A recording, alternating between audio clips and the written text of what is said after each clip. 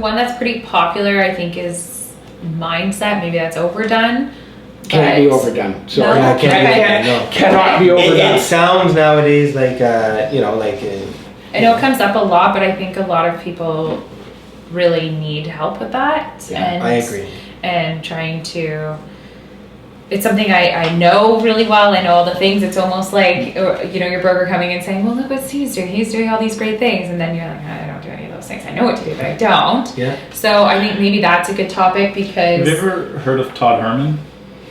And the alter ego effect? Mm-hmm. I've heard of the alter ego effect. It's a really cool thing that I was at a mastermind with him, and then actually just heard him speak again recently.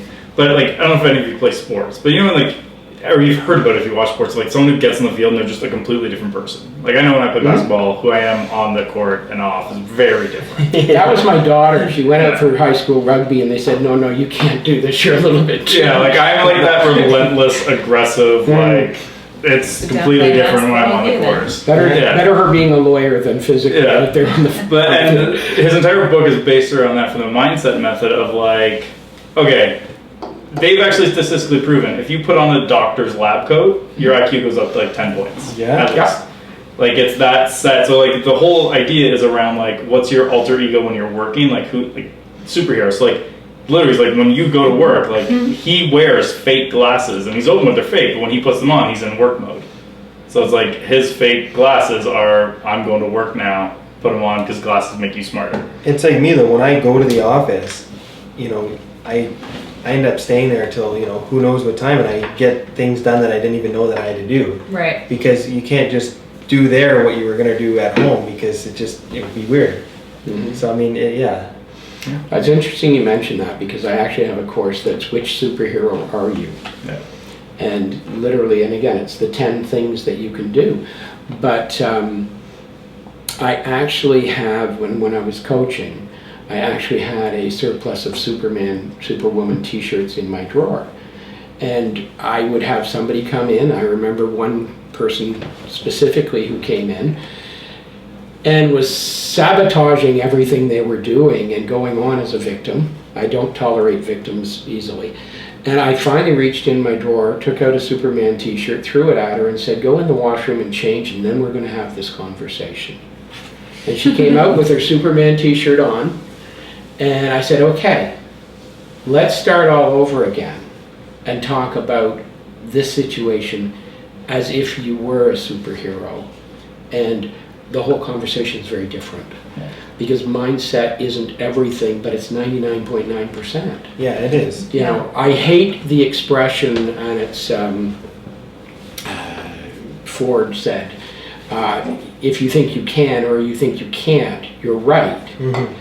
I get it, Henry, but here's the deal. It's a sappy expression, but it's 100% bang on. It's most of the Saints. Yeah, they're all. But that's what's cool about the alter ego is he's actually doing a study with NYU right now where it's literally let's dress up kids with cancer and superhero, literally get them a Superman costume, and they have a way better success rate. Well, I feel way different in a suit than track pants and a t-shirt. Yeah. Oh yeah, it totally is a different. Yeah. So then, can I ask a question of no? How I'm going to go for it. How do you guys keep a good mindset, or I'm the wrong person to ask for this. I don't think. Or honestly, maybe a better question is, do you guys struggle?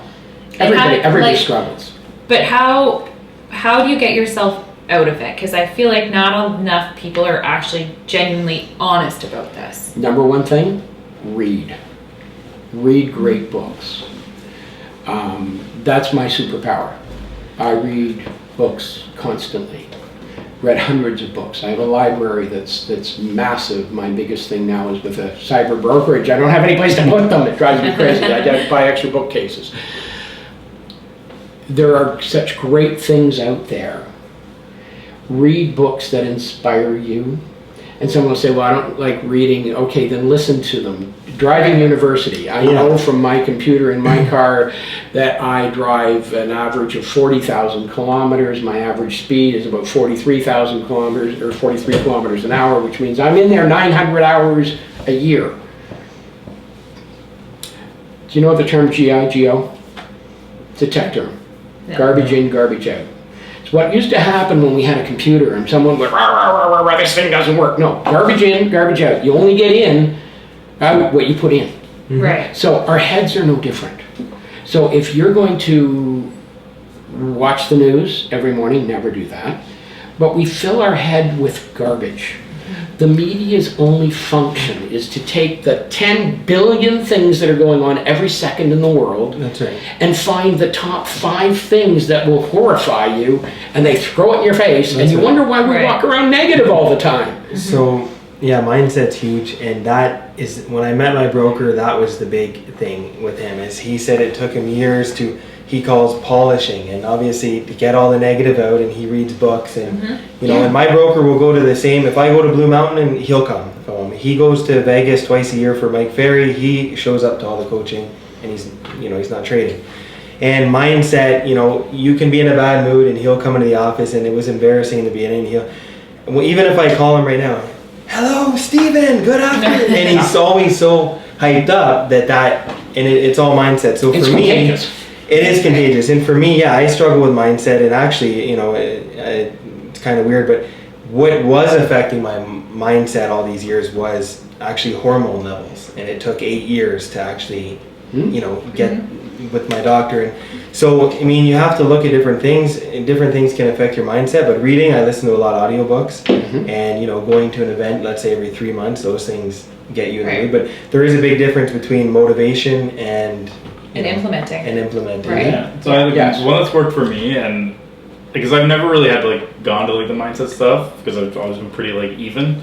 Like, you know, in the, I don't know if you're Seinfeld fans, where he's like, Seinfeld is even Steven, like loses $20, reaches in his pocket, oh, there's a $20 bill. That's always kind of been how, like just even. Yeah. But it's always, I just always assumed everything's my fault. I realize life's not black and white like that. Some things are out of control, but if I just assume anything bad that happens or good, it's my fault that it happened. And I'm just like, all right, then I can control it next time. So that's don't mistake fault well. and responsibility. Yeah. It can be your responsibility without it being your fault, because other people have a factor into it. Yeah. So being responsible is the answer, but also look at it that it's not always your fault, even if it's your responsibility, because too often taking fault when it wasn't yours may have been your responsibility, but can really tear you apart. And you go, but hold on a second, I'm responsible. Like, you have a company to run. You are responsible for it, but everything that happens is not your fault. Right. The economy, everything else that goes on is out of your control. But take responsibility for what you control, and what you can't. Yeah. You know. But yeah, I believe mindset is 100% important. So I think that is something I heard about all the time, but never fully allowed myself to relate to, because I just always thought, well, you know, shit happens in life and I can see past it and I'm gonna have a good day. Without really realizing that as we get older, the more you do that without actually dissecting and figuring out the stuff that either is your issues or surrounding issues will eventually catch up to you. And especially with mental health and all these things that are happening in our society and are more talked about, we're seeing it all the time. And I actually feel that in real estate, it is very easy for it to happen because we are dealing with people in high stress situations all the time. And although I like to think that I'm on the happy receiving end of a lot of it because I got to help people, I know for myself that if they are, you know, whether it's a divorce or maybe it's a financial reason that they're selling, I take that on. And I don't realize that sometimes until it's, you know, really caught up to me and it plays a part in my life at home, whether, you know, I'm short-tempered or short-fused with my husband or my children.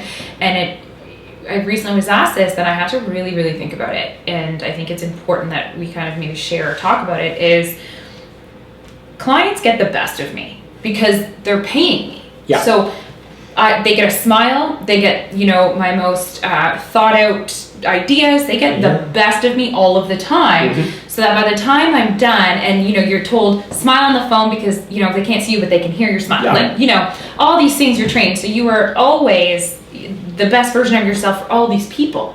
And then you get home and the only thing left of you is shit. So my kids get short-tempered Kristina, like my husband gets that. And, you know, you don't realize until Well, your 4-year-old says The something to Todd you. Herman thing was actually interesting. He was talking about something similar to that, where he was training Green Berets. And what happened is, like, one of the guys he was working with, every time he left the base, he'd go home and treat his kids like they were the soldiers under his command. Like, Right. Yeah. like, let's do this. And then, but it's because every day he went home and he was still in uniform. Mm-hmm. So they actually switched. When you leave the base, you go get into khaki shorts, sandals, Yeah. and like a goofy shirt. And that just changed his mindset of like, For sure. now I'm in like vacation mode or whatever, Right. parenting mode. And it's like, And dress part of it how you- is stopping every once in a while and actually evaluate. I mean, the human mind is a magical thing because we can actually analyze what we're thinking. Other creatures don't. They react. The reptilian brain just reacts, fight and flight.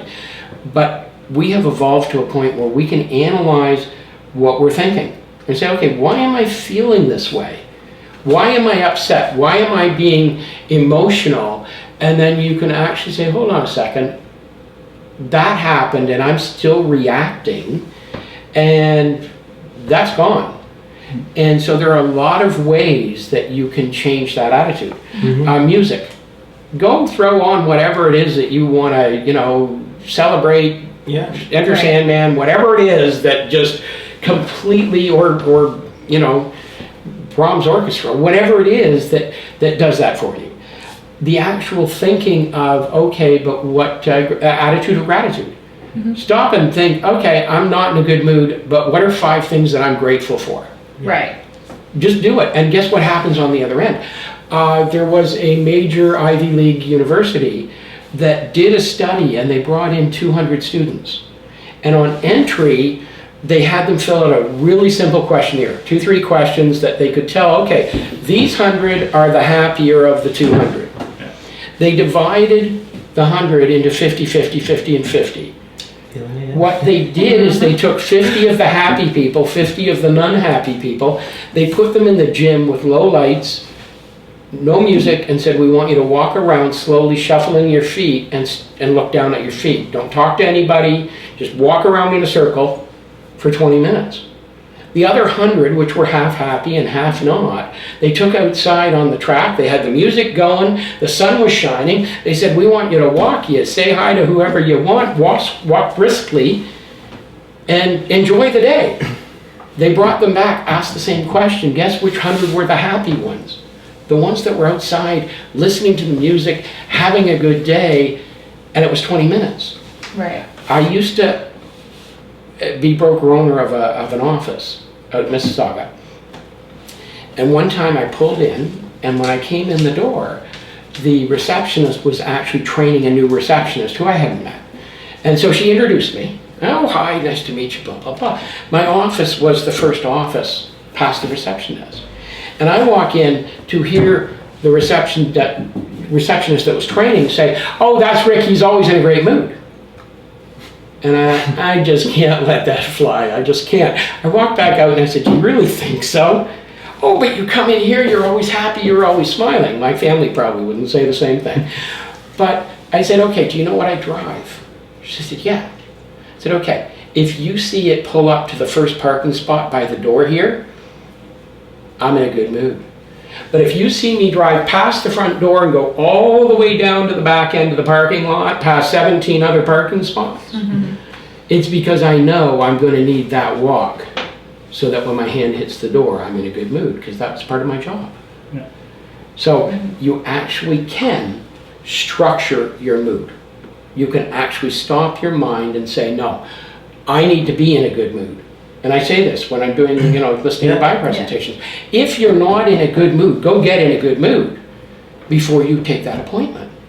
Because otherwise you're just wasting their time and yours. Yeah. Right. And back to what you said about the mindset, actually, I think now working out. I mean, as much as I don't do it, I've had a trainer, it's very expensive for 3 years. And I used to, the first year, I hated him. I hated it. We didn't even speak. He wouldn't even let me speak because he's a pro. So he's like old school, right? Old school. And but now I look 2.5 years, 3 years later, and I'm like, I used to hate it, but like I always hated going in, but I always felt amazing coming out, right? But I know if I were to go every day, I'd be happier every day. But it's still one of those things. You know how many times I've called my trainer an asshole? Burpees again? Yeah. But I think also too,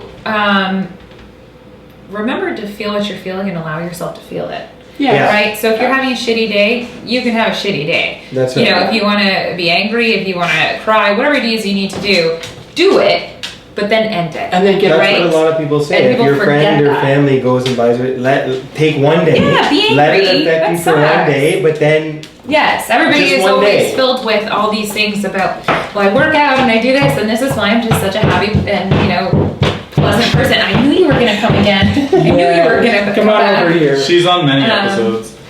Probably but I needs to go out. think, Yeah, you know, I think so. social media is just, that's another day too, in Yeah. terms of what it can do to people's minds. yeah, And I get a lot of messages, of people saying, how do you do it? How do you have kids? You know, how do you always look so perfect? And I think, oh my Filters. God, I only just discovered those. But I always say, only my husband saw these. Like, do you know what I looked like before I went on social media in my roots track pants and a bun in my hair? Yeah. I'm giving you what I want you to see. And we all know that, but we still see these things. So just, you know, whether it's social media or it's people in the office and everybody seems go lucky and everybody's getting a listing and maybe you're not, if you're feeling shitty, feel shitty. yeah. Like, that's okay. But then, Don't make other people feel shitty. no, right? But also allow yourself to feel it because you're real and it's healthy, but then release it, right? That's So let it go.